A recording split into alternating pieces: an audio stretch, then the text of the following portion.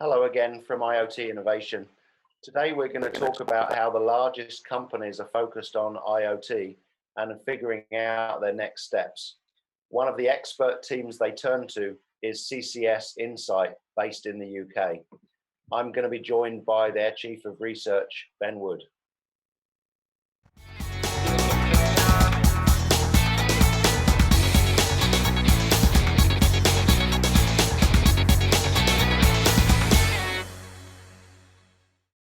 Telecom Careers, the #1 global telecom and wireless job board, telecomcareers.com. CommScope, thinking beyond today's technology to help you make the best decision for your network and your business. Welcome back to IoT Innovation. The long-range view and the joining of mobile industry trends is a process that requires deep subject knowledge. One of the leading analyst and research teams based in the UK is CCS Insight, and their Chief of Research is Ben Wood, who joins me today as my guest. What I'd like to talk to you about, Ben, today is some of the global and European trends that you're seeing, some of the new entrants, and also how even existing entrants are struggling to work with IoT and deal with the amount of changes that they're seeing in the industry almost on a daily basis. So Ben, welcome, and thank you for joining me. Chris, thank you. Sorry, go ahead. Well, Chris, great to be here. Thank you so much for having me along, and it's such a great hot topic. So yeah, fire away. Let's look at what we're going to talk about today. Great. So Ben, you've been tracking the mobile devices space for more years than I care to elaborate, because it'll expose how long we've known each other. What are your observations of the current market landscape and some of the players that are joining this and starting to navigate this landscape and the clients that you're working with? Well, the reality is, of course, there's all the usual suspects that are there. So the big ecosystems, the Apples, the Googles, the Microsofts, they're piling into this. But quite frankly, when it comes to IoT, you're limited by your imagination, because our vision at CCS Insight is pretty much everything gets connected.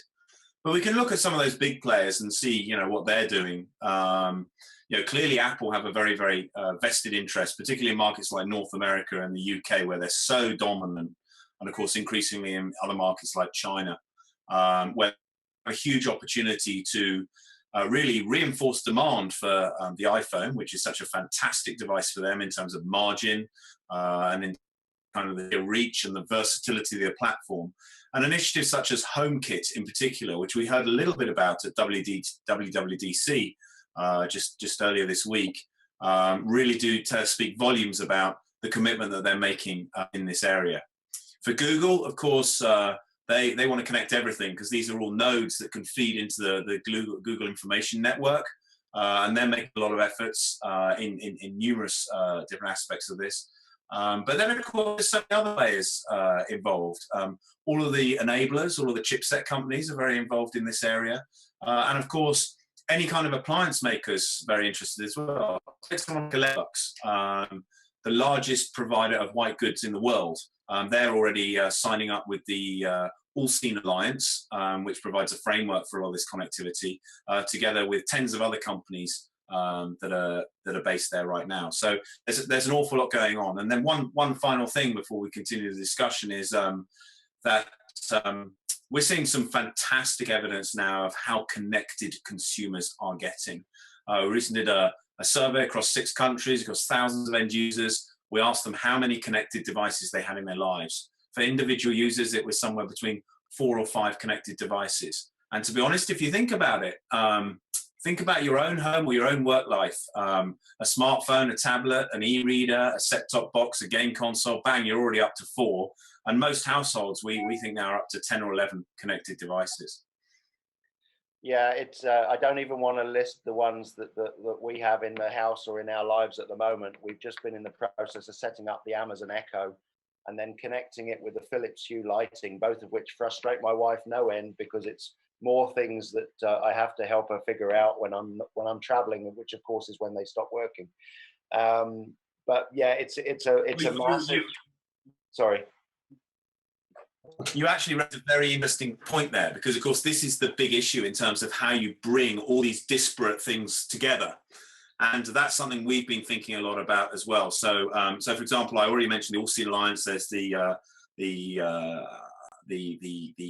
other aspects like the Open Interconnect Consortium, who are doing stuff in this area as well. But from our perspective, we think there are some of the big ecosystems I've already mentioned, like Apple and Google, who are in a phenomenally strong position when it comes in terms of meshing all of this stuff together. And we saw Google, for example, with Weave at Google I/O just the other day, talking about how they start to see their efforts with IoT. And I think what was really interesting about that was the fact that most people on the planet now, over 95% of people who own a smartphone, have either an Android phone or an iOS-powered Apple iPhone. And therefore, you could make a strong argument to suggest that the world is sleepwalking into an era where those are the devices, the main remote control for all of these new connected products, whether it's your new Amazon Echo or your Hue lighting or other aspects. You know, it could be your garage door, your security system, your home heating and aircon systems, your sprinkler systems. And that's something we're thinking long and hard about, because it could be that we start to arrive at maybe not the optimal technology controlling these things, but just the path of least resistance. So we certainly think that, you know, Apple and Google have everything to lose, because they're in such a strong position from the perspective that although there's all these connected devices in people's lives, the smartphone is very much the dominant one. Anyway, back to you. Yeah, so I absolutely agree. And of course, my justification at home is I'm buying all of these devices because of research and because of maintaining an understanding of what's going on.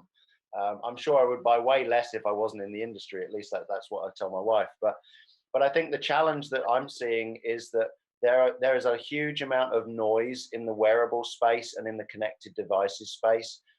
There's a lot of devices that people are buying that are relegated to their drawer within a week or two, because they really weren't valuable enough to change the way they live their lives. When I was at CES earlier in the year in Las Vegas, I was walking the floor with an executive of one of the large semiconductor companies. We were talking about wearables, and he walked past a number of booths that were demonstrating really interesting, crazy wearables. And all he kept doing was pointing at them and going, landfill, landfill, landfill, because his prediction was that the vast majority of these devices would be bought, used, and discarded inside a couple of weeks. What's your take on wearables? I mean, you've got a massive Twitter following, and you're very vocal about the wearables industry. I mean, I'm really interested to know what you think is valid, what is an experimentation, and what's really a waste of energy at this point.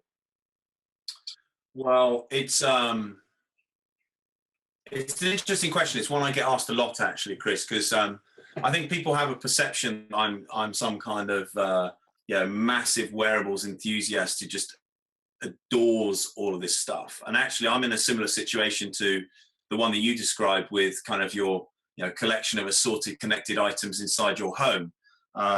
My challenge is having enough wrist real estate to be able to try all these things at once. So, just to give you an example, I've got lots of stuff going on at the moment with all of the different platforms that are out there.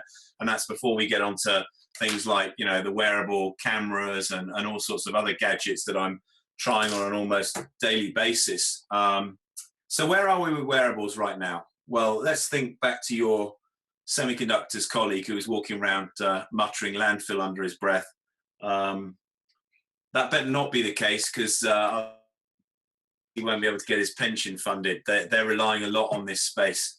However, I think it is a very valid observation in terms of where we are today. So to characterize the market on wearables today, we've been looking at it very, very closely for the last couple of years. And I did a keynote back in 2013, and I talked about the wearable space very much in the context of two dimensions. The first one was that this is a segment which undoubtedly is characterized by a lot of big companies placing a lot of hope on what wearables can deliver for them. And they're hoping that wearables will maybe be able to add a bit of glamour to rather unsexy smartphones, which quite frankly these days are all looking the same. They've somewhat plateaued. You can do some things around the edges. You know, the height of innovation this year was a dual curve display with two edges nicely chamfered away, but slightly better cameras, slightly better screens, slightly optimized camera, etc. But the reality is the smartphones kind of peaked. It also makes but if you can introduce a wearable, well, that's true, and that depends. Obviously, if you're cranking some heavyweight data, you've got a hand warmer all the time. But the other element of that is the fact, if you can add a bit of glamour through an interesting wearable device, and a lot of manufacturers even are just looking at these as wearables, and it provides you some bundles in the marketplace. It's very, very interesting. But together with the first dimension of hope, there's another dimension, which is hype. And this is a market that is absolutely full of hype right now. However, I also think a lot of the people who have been critical of the wearable space are taking a somewhat short-sighted view because, as you say, going back many, many, many years, almost a couple of decades, to when mobile phones and cell phones were really starting to take off. Look at the early 1990s. We didn't know what a cell phone was going to be, and we went on a very interesting, accelerated journey of innovation from candy bars to clamshells to sliders to twisters to all sorts of different funky devices until we got to the monoblock touchscreen. And Steve Jobs pulled the iPhone out of his pocket in January 2007, and everything changed. So I characterize the wearables market today as really being in the Stone Age, and honestly, they're all pretty poor products. Let's drill down into it a bit more, though. We also have to be aware of the fact that you can segment wearables. To the average consumer, the Apple Watch now is synonymous with what wearables will be, or something like a Fitbit.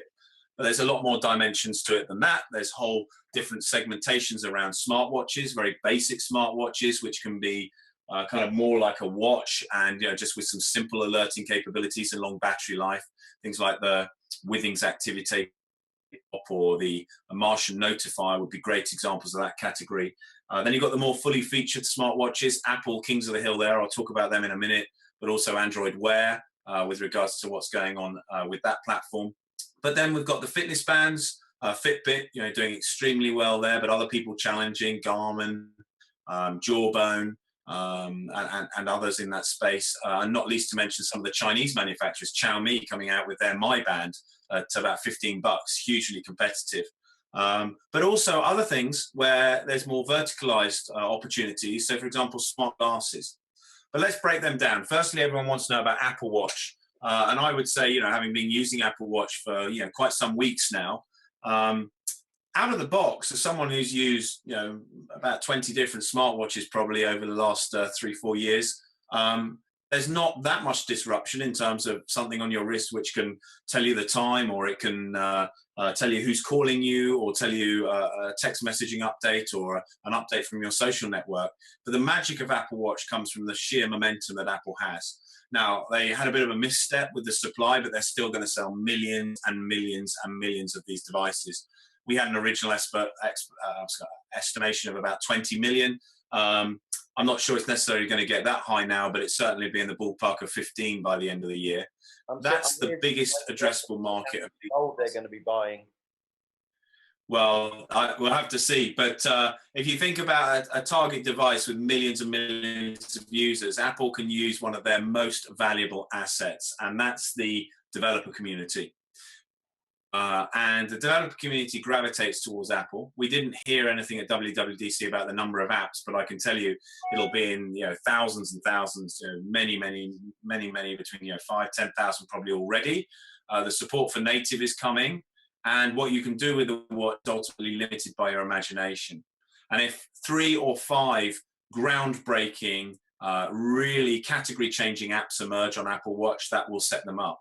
But don't think about things like just alerts and basic content coming onto your watch. Think about the whole ecosystem implications of the fact that the watch can be something that can really make your life a little easier. You constantly have to think about the half a second between pulling a phone out of your pocket and turning it on and having the watch ready to go on your wrist. Pay is obviously a major factor in that. But the other example to give are things like the work Apple's been doing with the Starwood Hotel Group.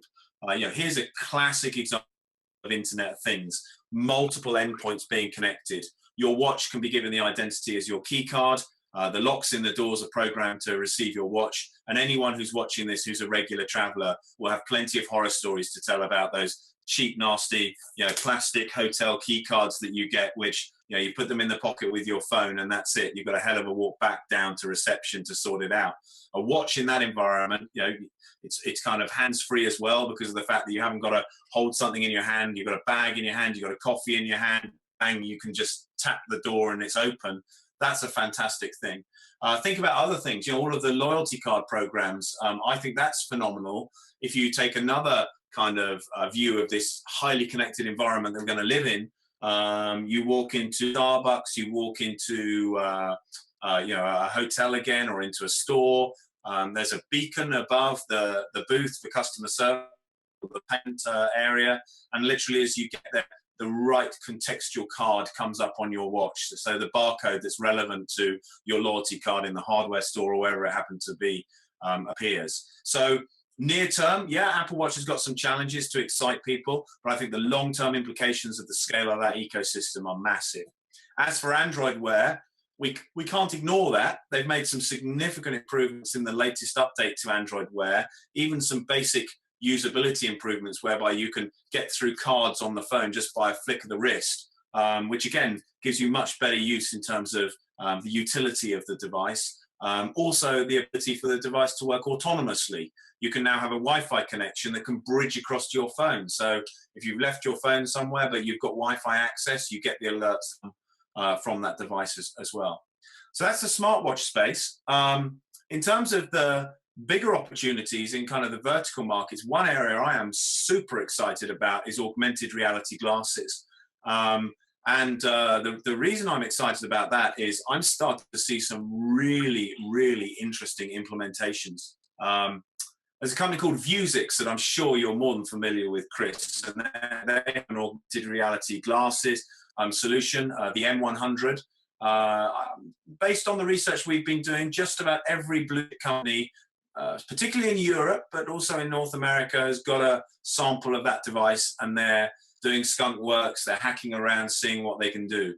I'll give you one vertical where this is going to make a big difference: fulfillment. There are a lot of great big sheds trying to get product out to customers, and the leaders in that space are Amazon. If you've got a shed that's the size of 10 football pitches, and you've got a situation where you've got millions and millions of product lines that you're managing, taking control of that is really, really tough. A pair of augmented reality glasses immediately delivers numerous benefits. Firstly, you can do things as simple as just looking at a parcel and reading the barcode and getting that straight up on your heads-up display. You can get indoor navigation in those buildings, so you can actually quickly go off and find products. Fulfillment, in terms of actually getting devices out, is about 20% of the total cost of actually delivery and everything else, but 50% is picking of that 20%, and that's definitely that's definitely a situation that we can kind of look at. The other thing I think in terms of picking is looking very much at the fact that it will tell you which product goes where, and it can also overcome some of the issues in terms of language. There's a situation where a lot of migrant workers work in these places, and I think that that's going to make a big, big difference in terms of telling them what they can do. Take it further, you can do things like you can look at a package and you can know if it's fragile, hazardous, or it's really heavy. You can do clever things like working out how to pack items into a van as well, a so-called Tetris packing. We've all played the game of moving the blocks around and get into the right space. Tetris packing is pretty cool. And so it goes on and on and on. Even the last meter delivery, someone with glasses can have a Google Street View come up into front of them, and what that can then deliver is the ability to actually point them specifically to which door where something goes, and when someone opens the door, you could do a facial scan if it's a high value delivery, or you could at least just take a photograph of someone, which is way better than a signature when it comes to confirmation. Yeah, I'm glad you brought up the glasses, because I have a set of Google Glass that I played with long enough to see where the technology is going, but it certainly wasn't something that I saw personally lifestyle application on an everyday purpose, on an everyday level. But certainly from a supply chain perspective, we were very deeply, in time in supply chain at Sony, we were very heavily involved in an automated and semi-automated hub for our supply chain in Hong Kong, where we were handling literally hundreds of millions of components a week. And certainly these kind of benefits and changes in IoT for industrial wearables, I think you're exactly on the money. So picking up on the if you like, the AR VR situation that started with Google Glass. Ben, maybe you can speak for a couple minutes on what are you seeing, or what are you thinking about the amount of activity in the virtual reality space right now? Where do you see that going over the next couple of years? Virtual reality is so exciting. It's interesting you bring that up, Chris. I hadn't kind of really been prepared for it, but if you look at this product, for example, this is the Gear VR that's come in from Samsung. I've been using both generations of this, experimenting with Google Cardboard. This is a remarkable piece of kit. So, with this simple headset now, I can just take a standard Samsung phone and I can have a really, really strong experience. And of course, this has been developed in partnership between Samsung and Oculus. And one of the things that's really interesting on this particular thing is, if you are in any doubt whether virtual reality is going to change our lives, just remember that Facebook dropped $2 billion to buy Oculus. And this very, very immersive experience, I think, is going to be groundbreaking. So the first thing I'd say is you have to think about it as something extremely different to augmented reality. And that's why I focused on that kind of vertical market opportunity. It's a very specific thing. We may see it going more mainstream with something like HoloLens that Microsoft, of course, are working on. And some of my colleagues have tried that product and have been pretty blown away. But the virtual reality, where it's totally immersive, you really just take yourself into a new world, takes into all sorts of different dimensions, and it affects so many different industries. So obviously gaming is the place which is probably the low-hanging fruit. That's where a lot of this is going to start. But at CCS Insight, we've been developing a hypothesis where we talk about the fact that we believe we'll move into a world where people think about the content on these devices as the see what I saw content. You go on a vacation, you got a 360-degree camera with you, and immediately people will say, hey, hang on, stop, that's crazy. Well, GoPro sold 5.2 million cameras last year that people stuck on their heads and their helmets and and on their bikes. People didn't refer to them in the kind of way that they referred to the Google Glass users. That is totally socially acceptable. It's not going to be far from that kind of camera to a mount that then has the 360-degree capability. And hell, I can go off on a trip of a lifetime into the Amazon rainforest, or take an open-top bus tour around Tokyo or New York or London. I can capture all of that moment and I can share that immediately with my community. And the other thing is, you don't need one of these great big, this is a relatively expensive, $200 accessory. You can use Google Cardboard, which will cost you just a few bucks. Go online, go search one. You can stick your phone into that. And this is immediately accessible. So when we've been modeling the potential size of this market, we're quite excited about what's not just happening in mature markets like North America and Europe, but also in emerging markets where it's not going to be difficult for people to buy a very, very inexpensive viewer to pair up with the smartphone, which we know a lot of people are spending a disproportionate amount of their disposable income on, and start to get involved in this. So think of it like this.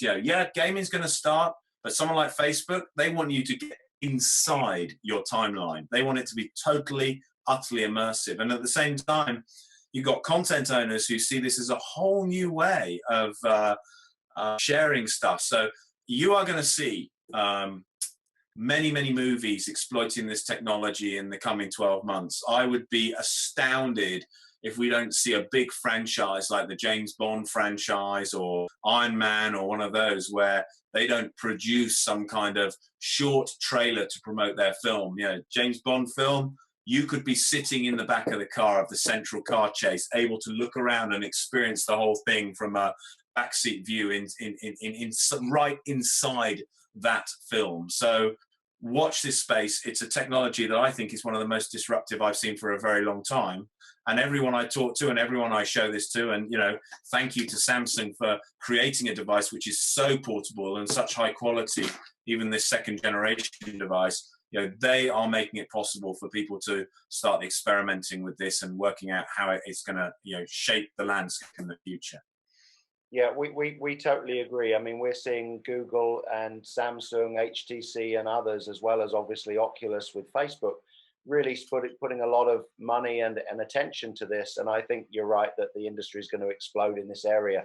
I mean, just based on the picture that you've got on the wall behind you, I mean, the cockpit view from NASCAR or Formula One, to me, would be very, very exciting. And I think that's where you get to the point where it's truly immersive across not just passive and active gaming, but also so many other areas. Just to finish off for a couple minutes, Ben, maybe one of the, we talked about virtual reality. We've talked a little bit about evolution of cameras and other, what it started out as accessories and then became mainstream components. Maybe if you could finish up by touching on what are some of the other trends that you see, or two-part question maybe. One is, what trends are you seeing that you can summarize in terms of other technology areas that are evolving? And then maybe to finish by saying, which category of company has surprised you most by becoming a client? And you don't need to name them, of course, but a client of CCS Insight in the last 6 months. Because what's fascinating to me is how every walk of life, every industry is suddenly getting into this space and needing the awareness that you and your team have from the wireless perspective.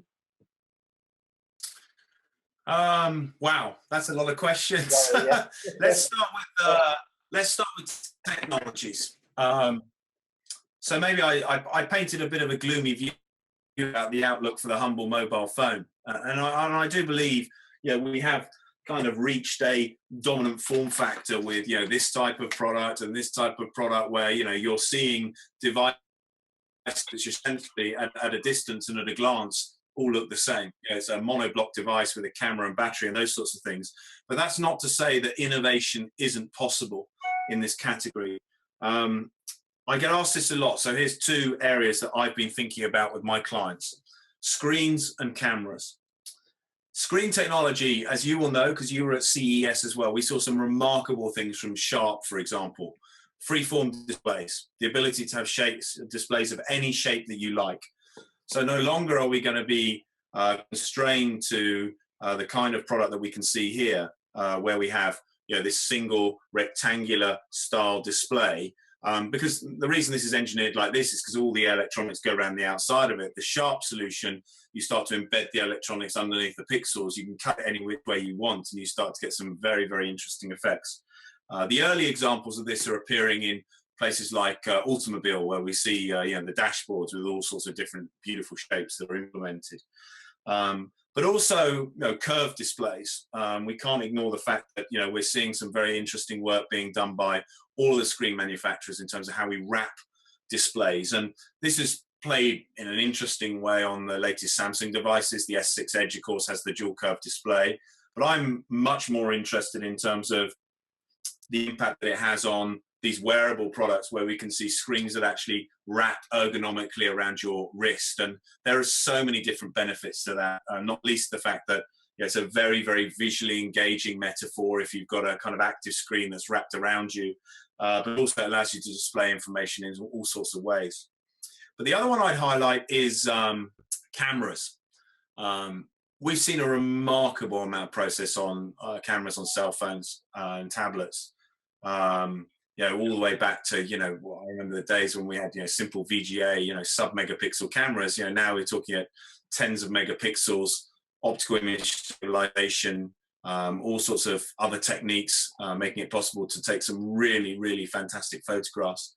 But depth photography, which is something that HTC dabbled with the M8, but more importantly on this particular product here, so this is the Dell Venue 8 7000, I think it is. But what's interesting about this particular device is the fact that, and maybe you can see at the back there is the Intel Real Sense camera, and that's a camera that kind of has two specific inputs into it. And what that allows you to do is some pretty funky techniques. So it gives you the ability, if you want to actually measure particular dimensions on something. And I don't know whether the viewers will be able to see this. I'll try and make it work. But here's a picture of a parcel that I took. And simply by touching two places on the parcel, I can actually determine the length of the device. So Chris, if you can see that, the viewers can see that insofar as you can see the width of that parcel there. It's showing that it's a 7-inch width mat. Just imagine as this technology gets miniaturized, so glasses where, if we go back to my augmented reality scenario, it's not difficult to put cameras at both ends of a pair of glasses. It's not difficult to implement this kind of thing into webcams, into cell phones, all sorts of different things. And all of a sudden you're adding absolutely incredible utility to the camera function that we haven't seen before. Of course, then you think about how cameras are used in augmented reality and all sorts of other areas. It's a very, very exciting time. In terms of interesting companies that we're working with, kind of you name it, they're coming and talking to us. And I think you and I over the years have talked to some very, very interesting companies. One that I would highlight that I think is specifically very interesting, or a few areas. The toy industry is one that I'm looking very, very closely at right now. We've been doing some work with people in the toy industry. This spans everything you can think of. It spans wearables for kids. It spans interactions with tablets. It spans all sorts of sensors, particularly RFID is a big area, the NFC stuff, which is driving some innovation there. Media companies, of course, are constantly looking at what they can do. I was with a tire manufacturer the other day. How about that? They're saying, well, we want to transform our business. A tire manufacturer, what do? They make a commodity product and they're getting attacked from all fronts. And like most companies, they're getting attacked by the Chinese in particular. Well, how do you add value to a tire? Well, turn it from being a product to a service. Put a sensor into a tire, and all of a sudden, you have something which is a very, very different opportunity. And if you think about it in commercial vehicles, in terms of, if you can optimize the lifetime and the performance of tires, whether that's fuel consumption or safety or other elements, that's absolutely massive. Another example, company that makes massive agricultural machinery. Think of tractors and those sorts of things. They don't want to sell tractors anymore. In fact, most people don't buy them. They lease them now. How about you put a lot of sensors and communications into those types of devices, and all of a sudden you can again start selling a service. You buy the tractor, the combine harvester, but actually the company you bought it off can consult you in all sorts of different ways. They can do predictive servicing. They can do things in terms of helping you if you're working with particular crops to make sure you're optimizing the settings on the vehicle that you're using. So as I've always said with technology, I think that with connectivity, which is basically the lifeblood of the Internet of Things, you're limited by your imagination. Back to you, Chris. Yeah, thank you, Ben. And just to echo that pun, I guess, indirectly intended with Amazon. We met recently with a technology company that's known for its weather data, and I'll kind of leave it there as far as who that might be. And they've been focused on building a massive library of data around environmental information, which most commonly we refer to by switching on the TV and seeing whether it's going to rain or not today. But whereas that might be minorly important to us as a consumer, take an umbrella or take your sunglasses, it's critically important if you're in an agricultural setting where you're deciding how and when to work with your crops to get the best yield. And so, we don't have time to talk about it today, but maybe in another show, Ben, I'd like to have you back, and maybe we can get into the whole discussion on analytics, because certainly our view as we were putting this series of programs together is that there is a massively low-level understanding of the analytics and the contextual data around this industry right now, and that's really where the value is going to come from, as we've already seen by the activity from people like Google and Apple. So with that, Ben, I'd like to thank you very much for joining me. It's been great to chat with you for a little while, and good luck, and look forward to seeing you somewhere in the world in the next few weeks. Next week, we're planning to pick up on one of Ben's comments regarding the semiconductor industry and how the architecture of these devices is really driving changes at both a chip level and a security level. So we're going to be talking with someone from the semiconductor industry and starting to explore how they are looking at the IoT industry as it's growing from small devices that are as small as phones or as small as watches even, but are growing to be IoT devices that include vehicles. So with that, thanks again, Ben, and look forward to seeing you next time. Thank you so much, Chris. It's been a pleasure. Thank you. IoT Innovation is a production of RCR TV. To reach Chris Hare or suggest a show topic for IoT Innovation, you can reach Chris at cbh@ntete.com. To find out more about IoT innovation and all things wireless, visit rcrwireless.com.